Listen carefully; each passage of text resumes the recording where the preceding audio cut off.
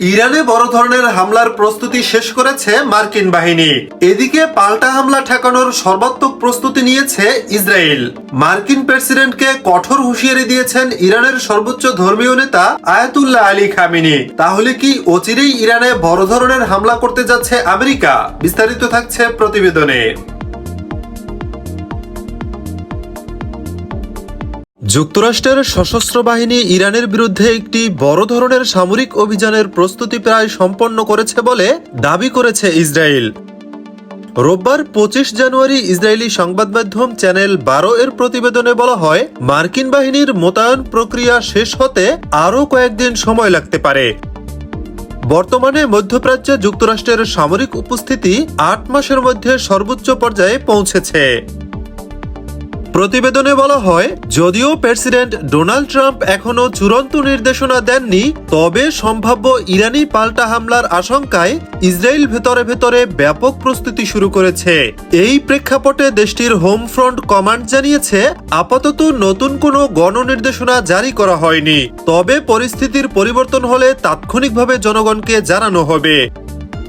মার্কিন সামরিক শক্তি বৃদ্ধির অংশ হিসেবে মধ্যপ্রাচ্যে মোতায়েন করা হয়েছে বিমানবাহী রণতরী USS Abraham Lincoln, guided missile destroyer, cruiser এবং একাধিক যুদ্ধবিমান স্কোয়াড। পাশাপাশি অঞ্চল জুড়ে আকাশ ও ক্ষেপণাস্ত্র প্রতিরক্ষা ব্যবস্থাও জোরদার করা হয়েছে। এর আগে প্রেসিডেন্ট ডোনাল্ড ট্রাম্প নিজেই নিশ্চিত করে বলেছেন, একটি বিশাল নৌবহর ইরানের দিকে অগ্রসর হচ্ছে। 2025 সালের ডিসেম্বরে ইরানে শুরু হওয়া সরকার বিরোধী বিক্ষোভ দমনে তেহরানের কঠোর অবস্থানের পর থেকেই তিনি সামরিক অভিযানের হুঁশিয়ারি দিয়ে আসছিলেন।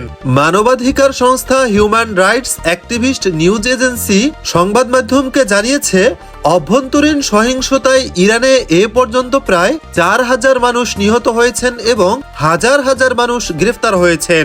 যদিও ইন্টারনেট বিচ্ছিন্ন থাকায় এসব তথ্য যাচাই করা কঠিন।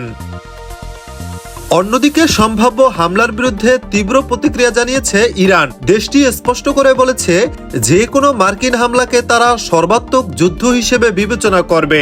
ইসলামিক রেভলিউশনারি গার্ড কর্পস এর কমান্ডার মোহাম্মদ পাকপুর হুঁশিয়ারি দিয়ে বলেন, তেহরান এখন ট্রিগারে আঙুল দিয়ে প্রস্তুত রয়েছে এবং যে কোনো উস্কানির কঠোর ও বিধ্বংসী জবাব দেওয়া হবে।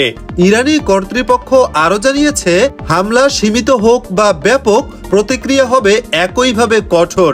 এই অবস্থান থেকে পারস্য উপসাগরীয় অঞ্চলে একটি বড় ধরনের যুদ্ধের সংখ্যা ক্রমেই বাড়ছে। আন্তর্জাতিক সামরিক বিশ্লেষকদের মতে, আগামী কয়েকদিন মধ্যপ্রাচ্যের স্থিতিশীলতার জন্য অত্যন্ত গুরুত্বপূর্ণ। যুক্তরাষ্ট্র ও ইরানের মধ্যকার এই উত্তেজনা যদি সরাসরি সংঘাতের রূপ নেয়, তবে তা পুরো অঞ্চলের রাজনৈতিক ও অর্থনৈতিক ভারসাম্যের উপর গভীর প্রভাব ফেলবে। বর্তমানে দুই পক্ষই নিজেদের অবস্থানে অনড় থাকায় কূটনৈতিক সমাধানের সম্ভাবনা কমে আসছে। এই পরিস্থিতিতে ইসরায়েল ও যুক্তরাষ্ট্রের মিত্র দেশগুলো সর্বোচ্চ সতর্ক অবস্থানে রয়েছে, যার প্রভাব বিশ্বজুড়ে জ্বালানি বাজার ও নিরাপত্তা পরিস্থিতিতেও পড়তে শুরু করেছে।